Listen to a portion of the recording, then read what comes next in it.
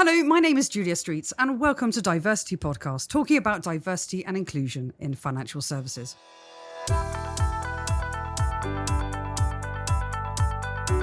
On the podcast, we seek to shine a light on positive progress, call out areas requiring further focus, and offer lots of ideas to help drive change. Today, I'm joined by Adam Conn and Mark Fryer. Adam Conn is the head of trading at Baillie Gifford, based in Edinburgh, and has had a prestigious career in institutional capital markets, having held executive positions as head of dealing at Baring Asset Management and led dealing teams based in London, Hong Kong and New York. Adam began his career as a junior trader on the floor of the London Stock Exchange in 1985 and was the first member of the exchange to be elected from a non-member firm. He is a fellow of the Chartered Institute for Securities and Investment, and last year, Adam was awarded a Lifetime Achievement Award by the industry journal, The Trade. Adam, welcome to the show. Thanks for having me. Mark Fryer is director and board member of Abstract, a company specialising in creating and delivering learning and development programmes. He has enjoyed a long career in banking and financial services, specialising in private banking and wealth management at a major UK bank, leading relationships with clients in the UK, Ireland and also internationally. Mark was instrumental in the development of the Accelerate programme, which supports female career development, and in addition to his role at Abstract, Mark is a non-executive director for a medical company, Armstrong Medical Limited. Mark, welcome to the show. Hi, Julia. So as always, at the start of the show, we invite all our guests to take a minute to tell us about what they're working on. Adam, let's start with you. Thanks very much, Julia. The trading industry tends to be sort of personified as the last testosterone-filled area of the industry. The message I'd like to deliver is actually a really positive message. I'm very fortunate in my career. I've had 3 female bosses, which is something that you don't get to hear a great deal about in trading. From that, I've been able to get an insight into what I need to do as a manager. And if I speak to some of my younger colleagues, particularly my female colleagues, they say that it's great that things are led from the front and that the firm is very, the leadership of the firm is very intense, very committed to diversity and inclusion. But where it tends to fall down is the middle management. And it's the middle managers, and I am one of those middle managers. So there is a responsibility of me to really make things or to develop things for the next generation. Well, there's a lot in there we're certainly going to talk about in a second. But let me just take a moment to come to you, Mark. Mark, just 1 minute on what you're focused on at the moment, and then I'm sure we're going to pick up on some of the things that Adam was talking about there. One of the main initiatives that Abstract are focusing on at the moment probably started about 5 years ago, and I sense it will probably continue for a few years yet, which is the topic of this programme today. It was an opportunity working, in fact, in conjunction with the Financial Times for a research joint venture, which, as a consequence of which, the Accelerate programme was born, and the various guises that's developed since. What we noticed was that actually there was a lot of discussion at the time and since about the need for gender equality. And in our discoveries and research, we identified that actually what was required was the how. And that continues to be the case today. And I envisage will be for some time, but not for too long into the future. I'm really keen to kind of return to you, Adam, on this whole question that we were beginning to talk about around sort of behaviours on the trading floor and also about the middle management on the trading floor as well. Are you seeing that there's change at the moment? I mean, you're a true role model in the sense that, you know, you've been led in a certain way by female bosses. As you look left and right around the floor, do you see changing behaviours? I see a lot of change. We were at the Industry Awards ceremony together, and I stood up and I started my career, as you mentioned, on the floor of the London Stock Exchange. I think there were 6 female traders, and yet every trading team was run by a lady who was responsible for all the telephony and making sure all of the orders got to the right trader and so forth. So even though the trading was done by men, there was always a lady that was in charge. What I've been really pleased to discover is that, you know, whereas it used to be at these industry events, it was really just a group of men who would sit down and we all knew each other, and it was almost the archetypal old boys club.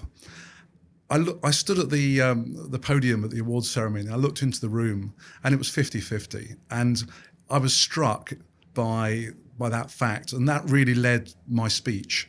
It was always going to be part of my speech, but it really was the only part that really mattered. And it got what was wonderful as well was the reception it received from the room.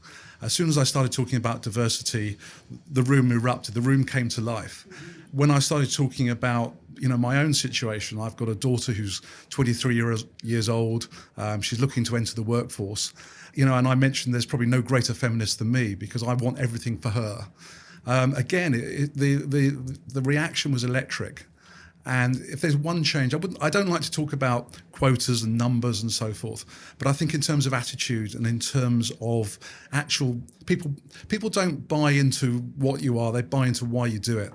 And I think there was just this electric charge that everyone in the room was in the same place. We want it to happen. We want there to be positive developments, whether it's diversity in terms of gender, income levels, disability, whatever that diversity is. We've moved from a situation where people got their jobs because of who they knew to now being in a meritocracy. And I think I really felt that evening rang the bell. Suddenly everyone, and remember I'm one of the old guys, so I've been there in the bad old days as well. So I can preach evangelically about things, but I've worked on trading floors and in trading rooms where it was a very male charged environment. And ultimately, it's all really about. If I think of all the trading floors that I've been on.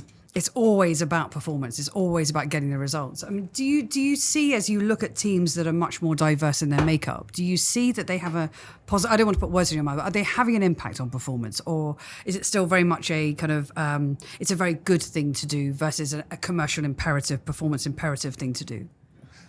I've been at Baillie Gifford for 2 years. And I've been impressed by the quality of the trading team that I've inherited from my predecessor.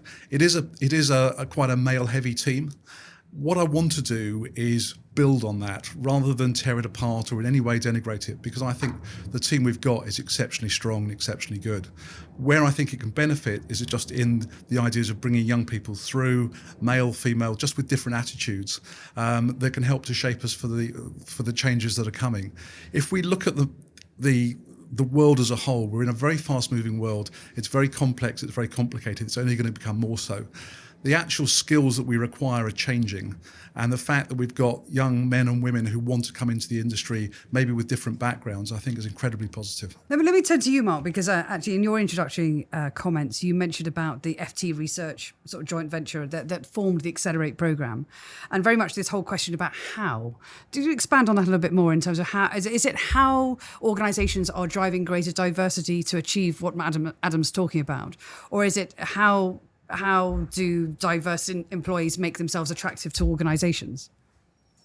So if I go back to 5 years ago when we were invited by the Financial Times to do a piece of research jointly with themselves to look at the characteristics, the factors affecting women in business, we discovered three things. Three de-accelerators, if you like, hence where the term accelerate came from. The first one was the conscious and unconscious bias, which I think is well spoken about and I think is slowly but surely being addressed. Still some way to go.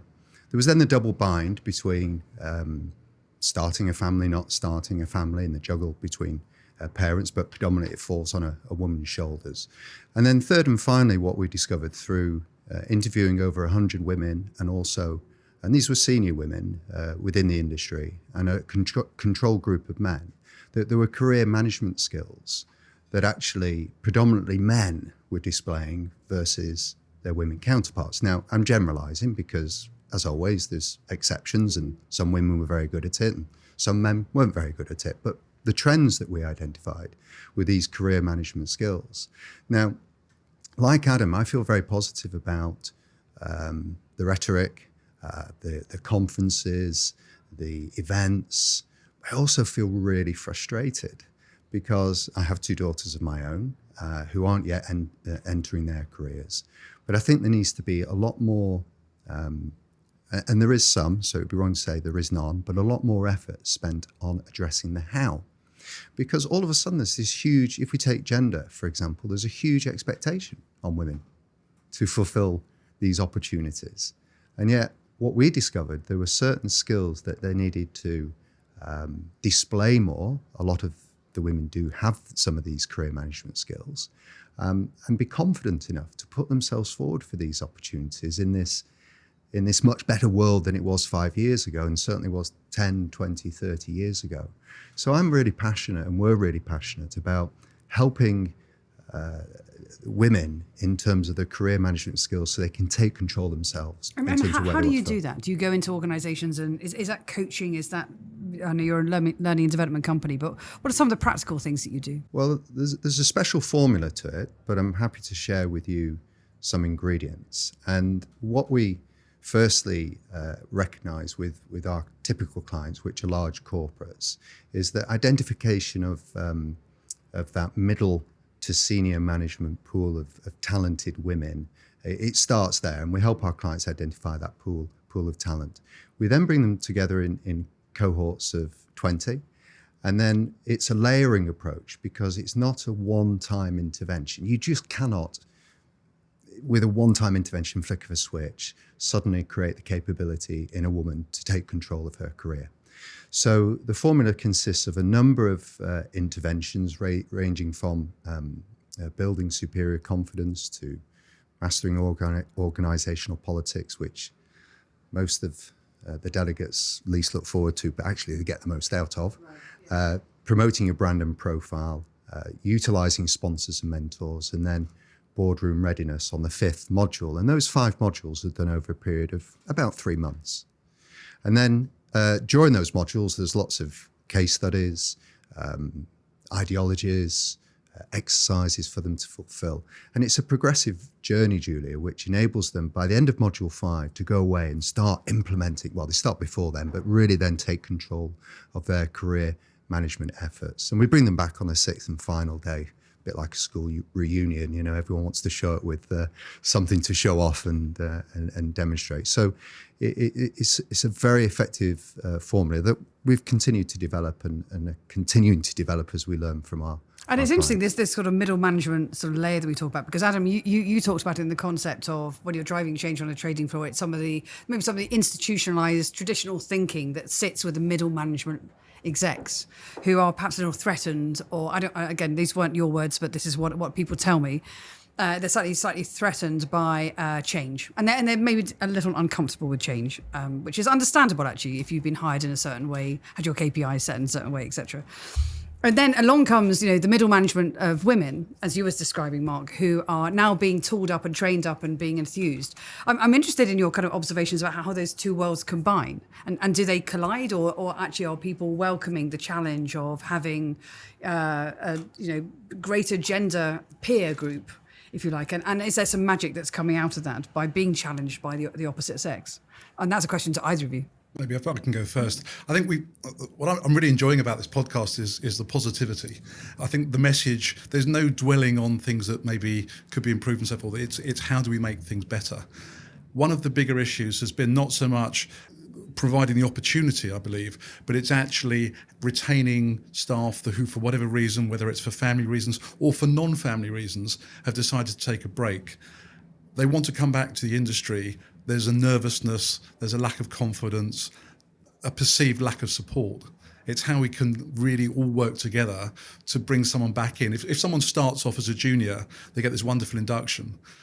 When they come back, it's sort of, right, we'll just get on with that. You can do that. And so what we're trying to build is rebuild that induction process. So when someone comes in, we go back to a mentor and a buddying system.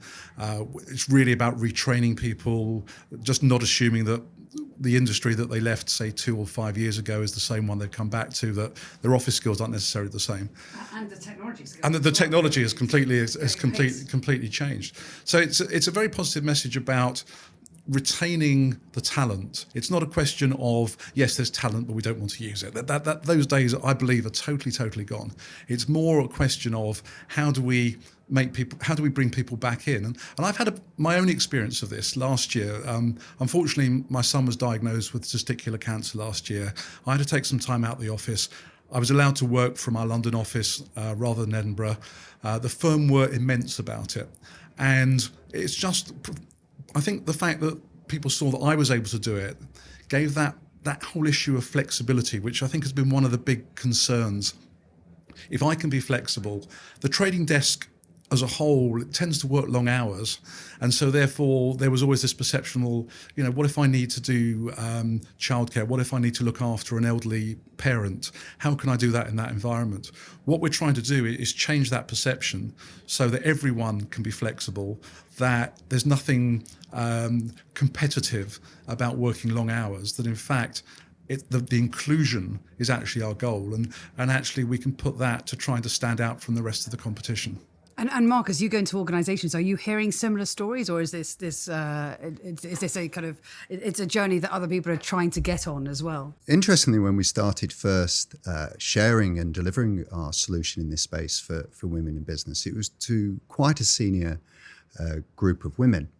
And the feedback we got was absolutely superb, except they said one really important thing, and that was, I wish we'd had this 10 to 15 years ago. So we suddenly realised that our target audience, as you've indicated, was not necessarily the senior women who'd already made it to executive positions. Because interestingly, they'd got there through some of the blood, sweat and bullets, the hard way. And in fact, some of them, the women in these senior positions, were a lot tougher on women in middle management than some of their men counterparts. And you do hear some behaviours about putting the ladder up behind you if you've had to fight particularly hard for that position. Correct. And whereas what we want to encourage is more a lift as you climb sort of effort. And therefore we realised our target audience was that middle to senior management, to create the next generation, to cure the headache for HR, who are looking for the gender equality to take the helm now, and there will be those opportunities. But our efforts are very much for the next generation. And so for people like myself and Adam, who are probably of a similar age and similar background, I had a conversation recently with a friend of mine who's still in a major bank in the UK, and he was feeling a little bit isolated with the efforts internally around gender equality. And I commented to him, well, we should make no apology for this intervention. This intervention has only been broadly in the last several years, and yet we've had decades and centuries of inequality. So we should make no apologies for this intervention whilst the pendulum swings, and then we'll start to reap the rewards and benefits of having greater diversity around those executive tables. Wonderful. I think that's a perfect moment to just pause the conversation as we turn to Cynthia and Robert, who have been doing some research to support today's discussion. In an attempt to drive behavioural change on the trading floor, senior sales staff at many of the major banks are using technology to coach employees to change their behaviour before they step out of line. A fintech firm has created software called SafeScribe that warns employees when they're typing something that could potentially land them in hot water, so they can review and potentially reconsider their communications before hitting send. The software has a number of features which are designed to help protect companies from regulatory, legal and reputational risk, including flagging the use of profanities, sexist, racist or homophobic language. A 2015 study by Imperial College looked at how increased hormone levels may cause traders to take more risks. Research simulated the trading floor in the lab by having volunteers buy and sell assets among themselves. They measured the volunteers' natural levels of testosterone and cortisol in one experiment and artificially raised them in another. When given doses of either hormone, the volunteers shifted their investments towards riskier assets. As many trading floors are highly competitive and potentially stressful environments, they may drive up traders' cortisol and testosterone levels. The research suggests that, on a macro level, these hormonal changes could be affecting the stability of financial markets. Wonderful. Thanks, Cynthia and Robert. And links to the research can be found on our website, www.diversitypodcast.com. Don't forget that's diversity with a C, not with an S. And that's where you'll find all our episodes, and you can sign up for early notifications of future recordings. Please do follow us on Twitter @DiverCityPod. And Diversity Podcast is available on Bright Talk and all good podcast channels. And we love a rating. It all helps to promote the episodes. What I love about this conversation today is it's been inherently so positive, which is wonderful. But Mark, you referenced having a frustration. Talk to us more about that. Yes, I do. And it probably would be helpful to reference the recent update to the Hampton-Alexander report. And I read the statistics. I try not to infer or draw too many conclusions from the statistics, but they are important. They're and this important is the to measure. FTSE 100 women on boards. Is that right? If I got That's that right? correct, yes. In particular focus at the FTSE 100, but what's good is the extension of that focus is being applied to the FTSE 250 and the FTSE 350. And what we find with these central interventions is that when focus is applied, something begins to happen. So that's helpful, and lobby groups and programs like this, Julia, bring great attention to the issue. But in the Hampton-Alexander Review that was updated in June, it referenced the fact that there are now 29% total in terms of positions at executive board levels fulfilled by women. 9% are executive positions, 20% are non-exec positions. I think there is potentially a bit of an effort to fulfill the target through non-exec positions, which I'm not entirely happy about, because I think the real change will come when they fulfill the executive positions. The spotlight is now shone on the FTSE 250, and in totality, 23.7% of those board positions are filled by women. That has only increased by 0.9% in the past year.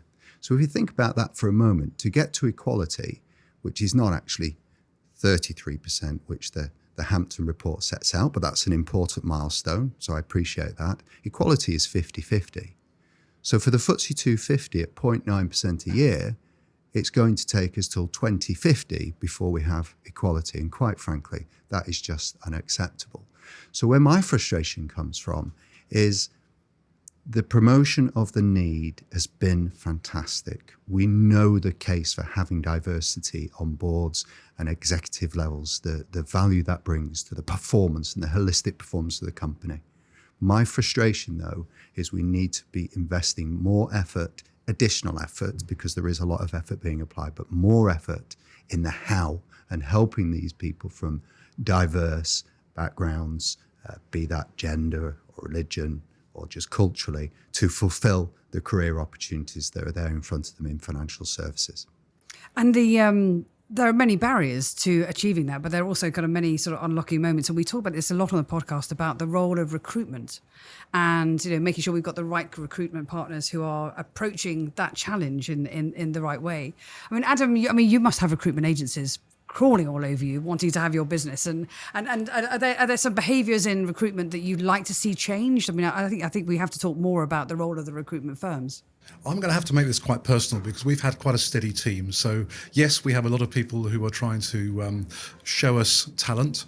Our pickup of that talent has been very slow, just simply because we've had a team that's been in situ for a while. I'm going to be selfish and just talk about my own daughter's experience as a 23-year-old coming into the workforce.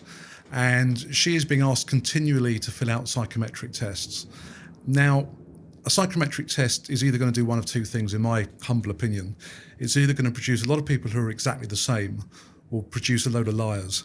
I really believe that whether it's experimenting through blind CVs, just being more innovative, actually taking more people in for interview, that actually firms are missing a lot of talent by going through these rigid processes. And I would like to see a lot more, particularly at an entry level. I would like to see a lot more openness, give people a lot of opportunity to attend interviews, to actually demonstrate and to showcase what they can do.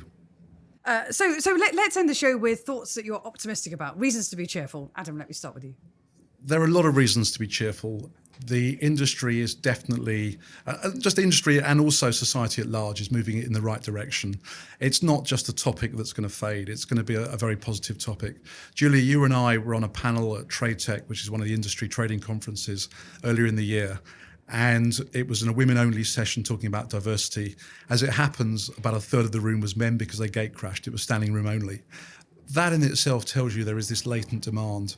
The services that Mark and his firm offer are others. You can feel that firms are desperate to start taking advantage of this. Perhaps they don't know quite how to do it just yet.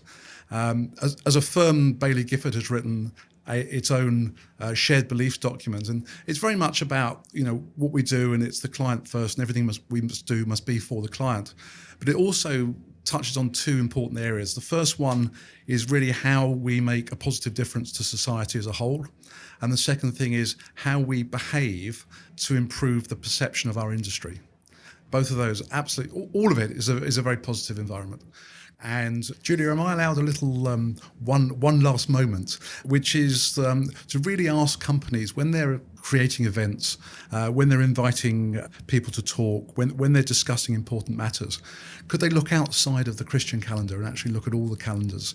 That way, people from diverse backgrounds can all participate without feeling excluded. And Mark, finish us off with reasons to be cheerful.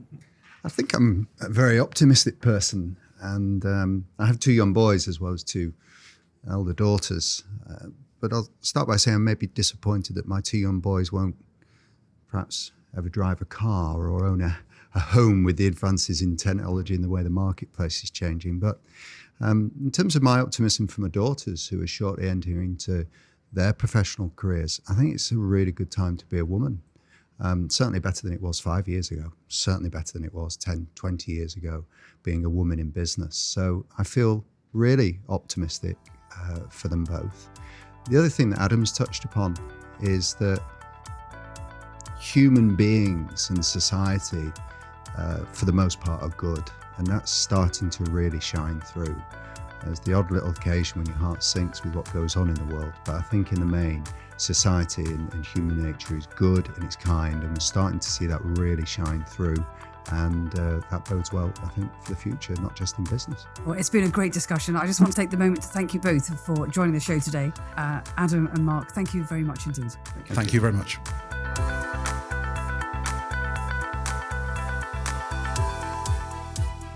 This episode of DiverCity Podcast was produced by me, Kieran Yates, on behalf of Julia Streets Productions. Thanks to Cynthia Akinsanya and Roy Pinto Fernandez for their insights. You can find out more about the guests on this week's show on our website, DiverCityPodcast.com, and that's diversity with a C, not an S. Whilst you're there, you can also sign up to our newsletter for all our latest updates. To be sure of catching all our future podcasts, subscribe to our feed in iTunes or your favourite podcast app. And if you've enjoyed this episode of DiverCity Podcast, remember to give us a rating or review. It all helps promote the show to a wider audience. Finally, our Twitter handle is @DiverCityPod. Thanks for listening.